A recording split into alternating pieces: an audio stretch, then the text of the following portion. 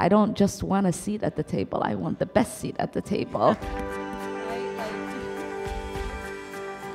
I remember when we got sworn in, there's I think 107 women in Congress now, and that makes it about 27%.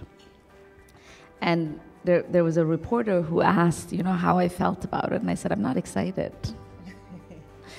And the reporter was like, excuse me, why are you not excited? It's great. Yeah, and I said, well, I mean, for 100 years, if we have 100, like, that's not exciting. To me, it will be exciting when we have equal representation in Congress. It will be exciting when we have more than that. And oftentimes we are told that we should celebrate the firsts, you know, the few. How do we flood and continue to flood Congress with women?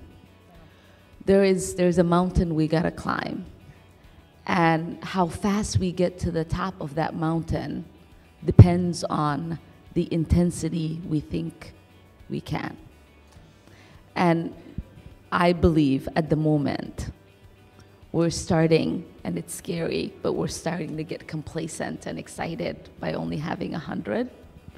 And I want us to think about having the next 100 in 2 years. Yeah. So that's where I'm at.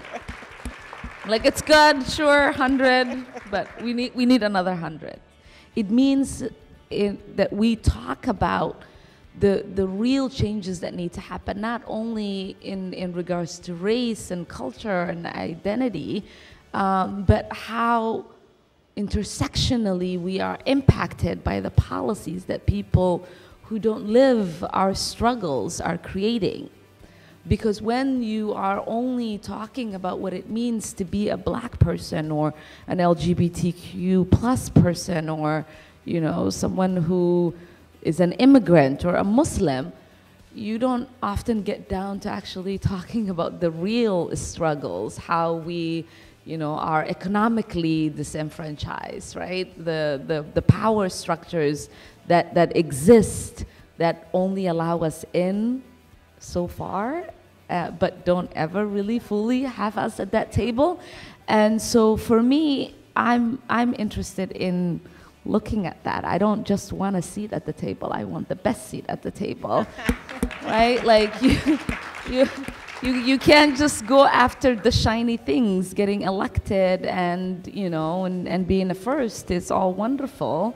You might get, you know, covers on magazines, but like, there is real work that needs to get done. And so sitting on committees where the budget is being put together, even though that means 18 hours on that committee, it's where the real conversation is taking place, and where real disparities will be dealt with. And if we are not allowing ourselves to think about that, then we are never going to have the kind of America we deserve.